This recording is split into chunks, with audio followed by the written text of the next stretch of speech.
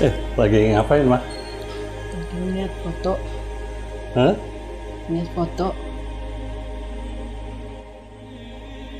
Foto Devina. Insya masih ingat? Hah? Ya, diinget-inget mah jadi sedih terus ya. Tapi karena Kenapa? ya sebenarnya udah diikhlasin sih, cuman kan udah hampir setahun gitu.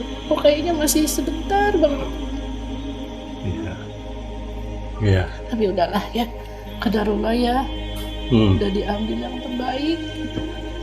Ya, alhamdulillah kita mengucapkan puji syukur kehadirat Allah bahwa Allah melimpahkan kasih sayangnya pada kita semua. Ya, mudah-mudahan anak kita mendapatkan tempat atau di alam kuburnya diberikan penerangan, diberikan cahayanya, diberikan tempat yang terbaik di alam kubur. Semoga kita juga nanti akan menyusul, ya, insya Allah. Husnul Khotimah ya Pak. Iya, insya Allah.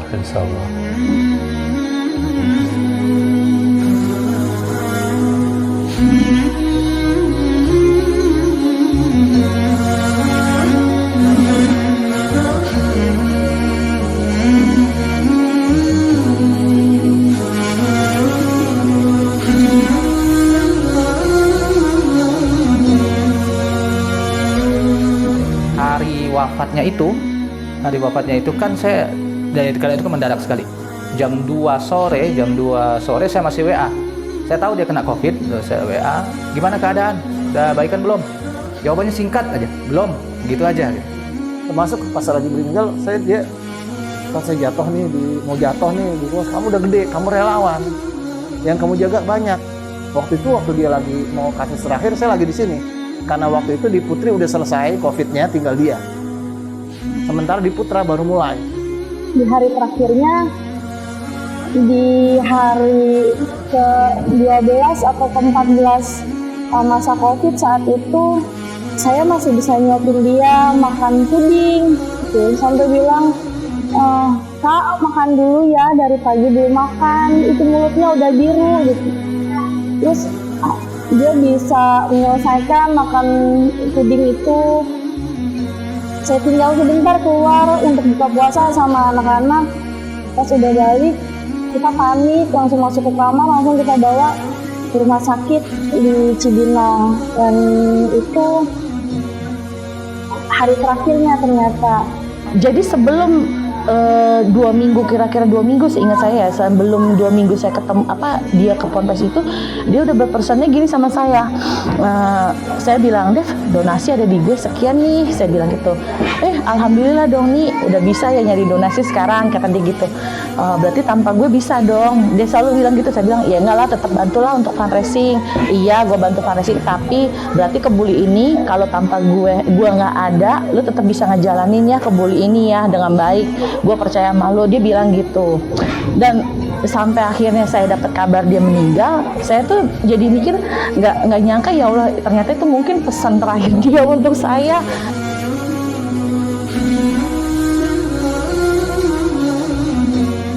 Apa gejala? Nggak ada gejala, tapi masih hilang penciuman. Itu jam 2 sih. Lalu maghribnya saya dengar informasi meninggal itu, makanya saya setengah tidak percaya gitu kan. Kita masih chat, ternyata sudah dipanggil oleh Allah Ta'ala. Kadang-kadang kan firasat itu baru kita tahu ketika orangnya pergi ya. Firasat itu udah ada.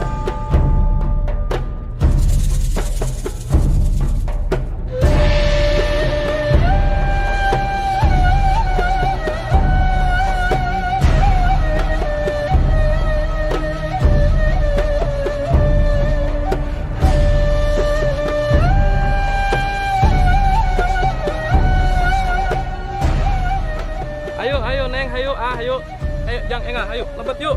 Hayo tos siang, hayo Enga kan.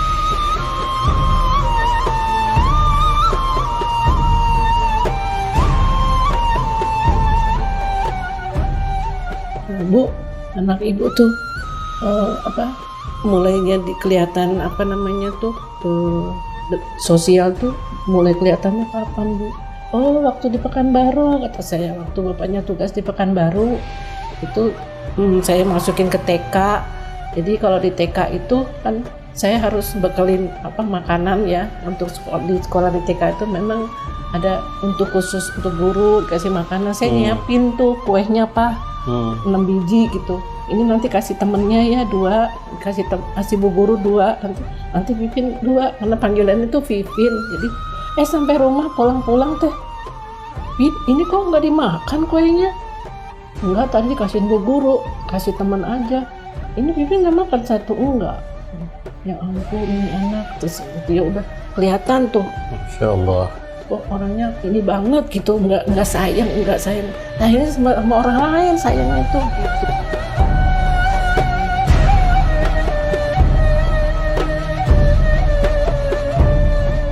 Ya justru setelah dia dewasa ya, jadi SMP itu kan di Sudirman, SMP Jenderal Sudirman. Nah, itu yang luar biasa di SMP itu dia memakai hijab atau jilbab itu tanpa kita suruh.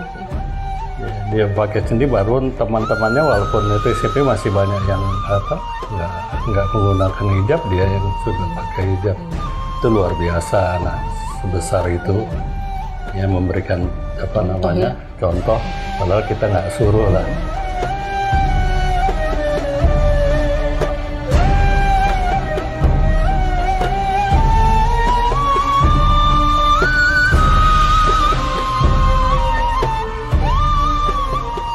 Pertama-tama memang kami biasa terlibat dalam kegiatan-kegiatan dakwah dan sosial. Dan era 2008 sampai era 2008-2010 itu adalah awal-awal para aktivis Muslim Indonesia mengenal media sosial Facebook dan semisalnya. Nah, di sanalah pertama kita saling berteman ya di dunia maya dengan almarhumah Devina, dan ya waktu itu memang beliau sering memposting kegiatan gerakan peduli Muslim pedalaman namanya waktu itu, disingkat dulu sebelum itu namanya Gerakan Peduli Muslim Flores, karena ceritanya dia menceritakan sendiri datang ke bersama para mahasiswa datang ke Flores, lalu tujuannya cuma berwisata sih sebenarnya katanya. Lalu melihat di situ ada sebuah pesantren di mana beberapa santri itu antri untuk membaca Iqra karena Iqra-nya cuma satu. Iqra-nya cuma satu, udah gitu lusuh lagi. Jadi ada 10 orang bergantian, mereka tidak punya buku Iqra. Nah dari situlah awal, dan ternyata katanya banyak. Jadi mulai dari pesantren itu ternyata banyak. Akhirnya mereka berinisiatif untuk mengadakan donasi internal sampai akhirnya eksternal, membantu banyak pesantren di daerah pedalaman. Karena seingat saya setelah dari Flores itu kemudian beranjak ke Halmahera mereka. Itu terakhir seingat saya adalah program mengislamkan suku Togutil di Halmahera itu. Bahkan sering saya sapa semacam candaan lah, gimana kabar Togutil gitu. Dan juga dia termasuk orang yang bersegera menuju panggilan kebaikan. Ketika kita tawarkan ya membangun pondok pesantren Al-Ghifari Putri, dia langsung iya, walaupun setelah itu dia bingung. Jadi saya mesti ngapain? Saya nggak ngerti, saya nggak tahu apa-apa. Uangnya banyak tahu nggak gitu ya. Sinergi yang kita lakukan di tempat bencana, tempat-tempat yang lain udah biasa, saya bilang. Bisa nggak kita kerja sesuatu yang jangka panjang, yang memang kontribusi buat umatnya dahsyat luar biasa, membangun peradaban, menciptakan generasi pemenang, mencetak generasi gemilang. Kita mencetak arus kebangkitan untuk menuju samudra kejayaan. Bisa atau enggak? Serius nih, serius. Akhirnya saya bilang apa? Ayo kita bikin pondok.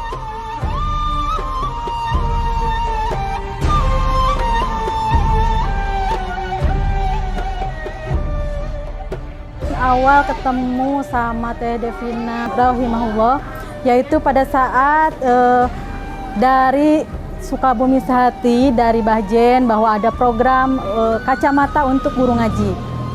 Kemudian kami menghubungi Teh Devina dan direspon dengan baik, dan alhamdulillah beliau memfasilitasi guru ngaji sebanyak 20 guru ngaji di Cianjur ini untuk mendapatkan kacamata secara gratis untuk di 5 kecamatan di Kabupaten Cianjur ini, alhamdulillah. Dengan meningkatnya anak didik yang semakin banyak, maka kami di sini kekurangan tempat. Nah, kita komunikasi ke berbagai media, terus alhamdulillah kita ketemu di media sosial dengan komunitas dari Berbagi Peduli, dan kita disambungkan dengan Teh Devina. Teh Devina waktu itu teman Devina ya itunya. Ketersambungan itu alhamdulillah kita bisa membangun tempat belajar yang layak, yang dulunya itu berupa saung panggung yang sudah hampir runtuh lah ya, sudah miring-miring itu, sudah ada banyak yang bocor, udah berbahaya lah gitu. Sebetulnya saya tidak terlalu sering bertemu dengan Teh Devina.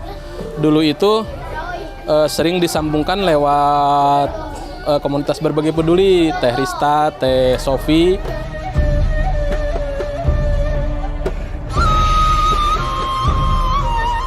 Ada nggak yang paling diingat dari sosok beliau? Dia selalu bilang Allah Maha Kaya. Kalau maka ya. Jadi Mbak Devina itu nggak tahu waktu juga gitu, nggak tahu waktunya gini. Kalau seandainya ada terbesit, saya mau ini, telepon Mbak, besok mau ada kegiatan ini, bisa nggak bantu gitu kan? Nah pasti selalu dia bilang ini, Allah itu Maha Kaya. Dia kan target, kadang-kadang kayak seandainya mau sebar berapa, walaupun baru masuk sedikit dia bilang Allah Maha Kaya. Ntar dia yang akan menggerakkan, itu aja.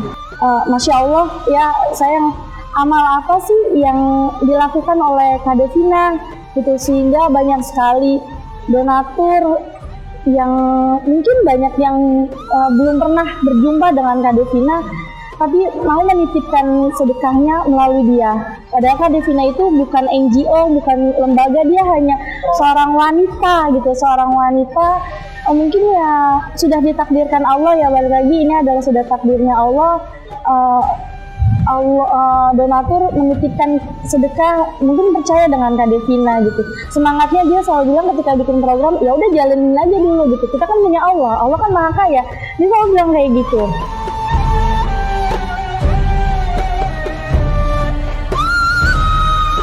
Akhirnya yang menarik adalah dia nggak punya uang.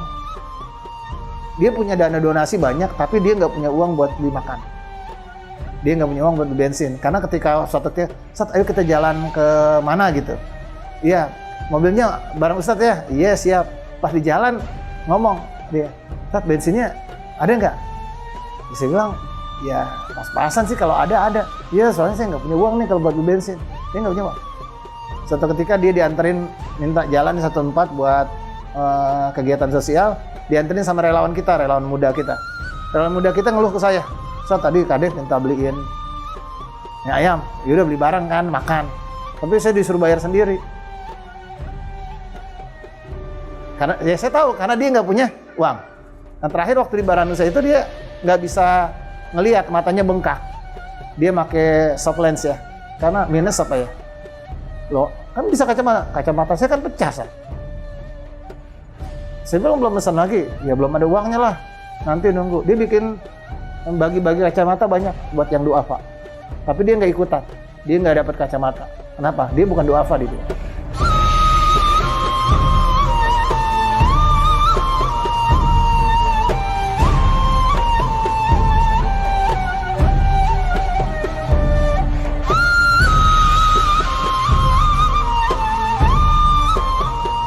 Devina seorang diri itu bisa mungkin menyaingi atau bahkan mungkin mengungguli sebuah lembaga yang dipimpin oleh para laki-laki.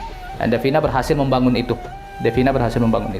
Ya itu tadi, karena dia fokus dan orangnya ya itu tadi cuek, tidak terlalu hirau dengan, makanya bawaannya kan ceria terus. Ya apa namanya, kalaupun ada hal-hal yang dia bukan orang yang emosional ya, makanya dia bisa bergaul dengan siapa saja Ya mungkin dia pernah kecewa, pernah emosi atau apapun bisa saja, tapi dia tidak menunjukkannya dalam bahasa-bahasa yang kasar, bahasa yang apa, kalau postingan-postingan orang di media sosial itu dia santai saja gitu. Itu yang mungkin membuat dia banyak tetap digandrungi atau tetap disukai oleh kawan maupun yang belum mengenalnya secara baik. Di medsos beliau itu tulisannya ringan ya, enak dibaca kayaknya, makanya kadang kita banyak belajar juga narasi-narasi dari seorang Devina untuk kita cari donatur. Karena saat itu juga kita kan memang saya sendiri nggak banyak kanal-kanal yang bisa saya jual ya. Tapi seorang Devina dengan kata-kata suka saya bilang, kopas ya dek gitu, kopas ya neng gitu. Dan dia nggak pernah keberatan untuk hal itu selama dia bisa buat, dia bilang insya Allah jariahnya gue dapet mak gitu.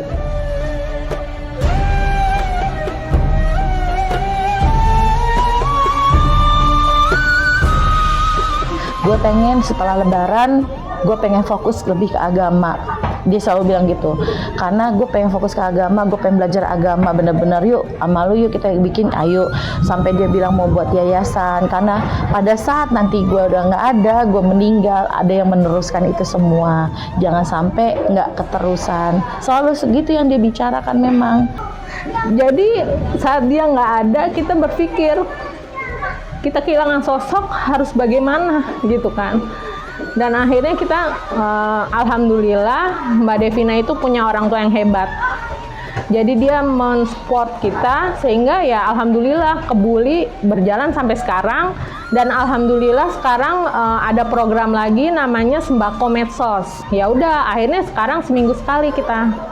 Jadi ada 2, Kebuli Medsos sama Sembako Medsos.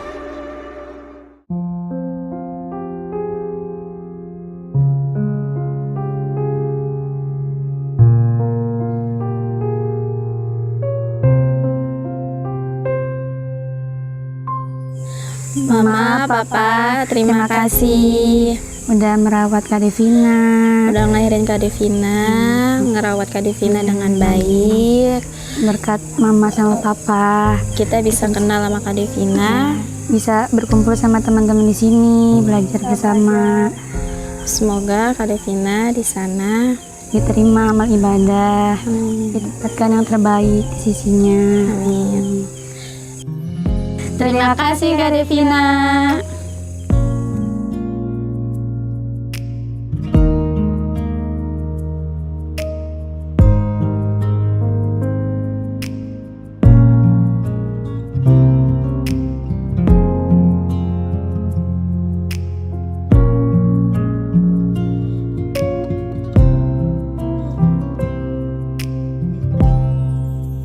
Ini menjadi pelajaran, hikmahnya adalah pelajaran bagi kita dan bagi semuanya bahwa